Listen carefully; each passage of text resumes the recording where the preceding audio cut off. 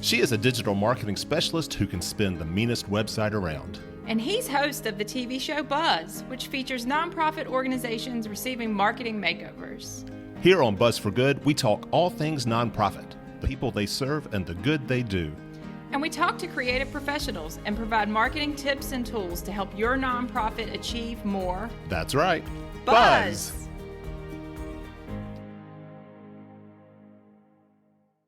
All right, so our good friend Carrie Cousins here with the American Advertising Federation of Roanoke and Director of Digital Marketing for Lead Point Digital. Welcome back to the show here. Awesome, thank you. And today you've got 3 New Year's resolutions for nonprofits. I felt like it was a great way to kick off the year, right? Love it. Let's get started on the right foot. All right, so what you got? So first of all, you need to use data to make decisions for your nonprofit.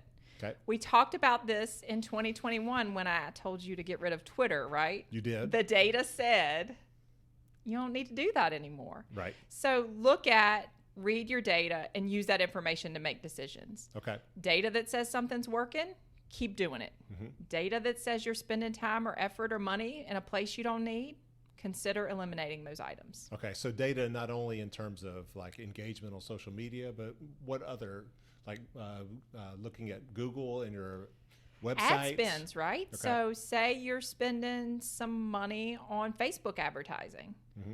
and nothing is happening. Do you need to keep spending that money? Right, okay. So looking both at money and engagements and other types of data. The other thing to look at is if you're event-based. Mm-hmm. How many people are attending your event? Is it worth the work you put on if only 3 people show up? Probably not. Probably not. Okay. So it's time to rethink that. So use the data, arm yourself with that information, and use it wisely in 2022. Okay. Number one. So number 2, this is the most important thing I can stress to anyone. Make sure your website works on mobile. Yes. Your mobile website needs to be just as good as your desktop website. It might actually need to be better than your desktop website. And your donation portal on your website needs to work on a phone easily. And if it doesn't, you're missing out. This reminds me of something you've once said, that the old model was that websites were built on kind of a desktop and then make sure that they still look good on mobile. But really these days, it's the reverse. The website is built on a mobile platform, and it also needs to kind of translate to exactly. desktop. Yeah. And that goes back to that data decision making too, right? Mm-hmm. If you look at your Google Analytics, you can probably tell where your website traffic's coming from, and most of it is probably from a mobile device. Yeah. Okay. Excellent. So that's number 2. And tip number 3 is this year, consider both virtual and hybrid events if you aren't already. You know, we thought COVID was going to be over in 2022. Maybe we're almost, no, probably not. It's just a good plan. Yeah. And the world has changed, right? People like the flexibility of being able to do either or, do some things online, do some things in person.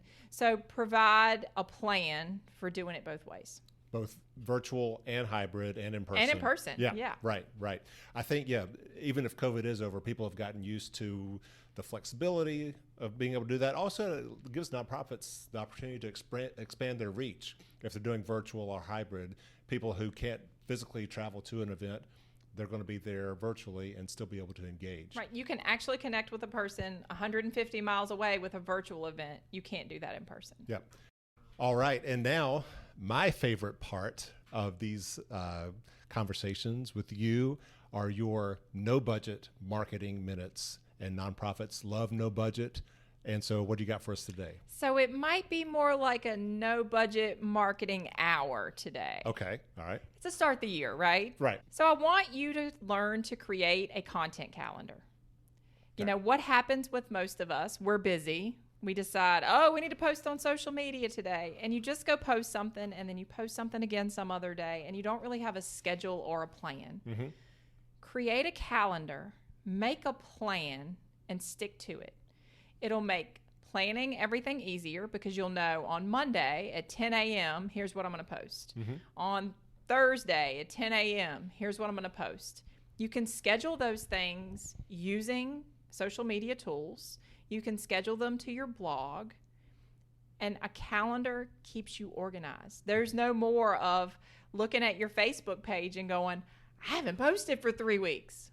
A calendar ensures you keep providing content to your audience. How far ahead do you recommend scheduling, social media posts and whatnot? So I normally stick to a week to a month rotation. Okay. So the caveat is the further out you schedule, the more diligent you have to be if the world changes in the meantime. Mm-hmm.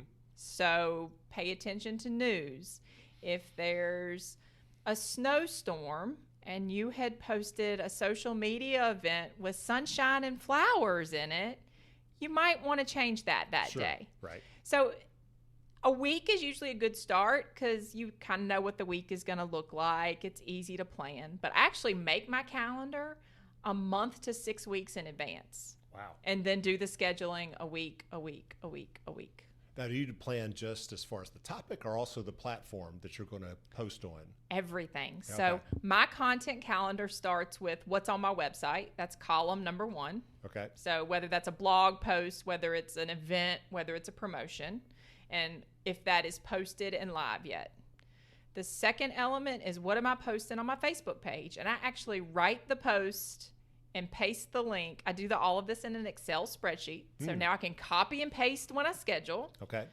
The third column is for LinkedIn. The fourth column is for Instagram. So now all of my posts are written in this calendar, and I can just go copy and paste them right to each channel. Whew. Well, that's a lesson for me because I am guilty of the what's happening today and then posting it to Facebook and then probably copying some version of that to all the other platforms. And probably what will happen when you do it that way is you post to Facebook, LinkedIn, and Instagram all within, 5 minutes of each other? Yes. My guess Right. is it's the same audience on most of those channels. Okay. Fair enough. So with your content calendar, it might dictate that on Monday you post to Facebook, on Tuesday you post to Instagram, and on Thursday you post to LinkedIn. Yep. So even if the posts are similar, you've now reached the audience 3 unique times rather than one time 3 different ways. Gotcha.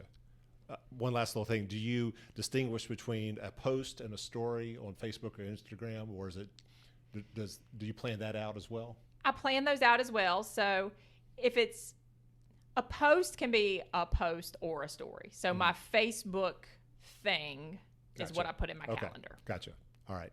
Well, awesome. Thank you so much. And Thank we you. will look forward to seeing you next time.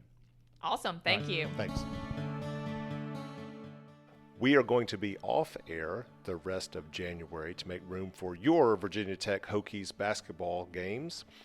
But look forward to talking to you again in February here on Buzz for Good.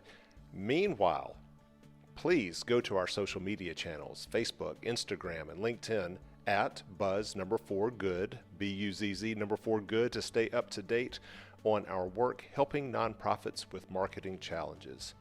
And may all of us here in 2022 aspire to be better Buzz for Goods in our community. Thanks for listening.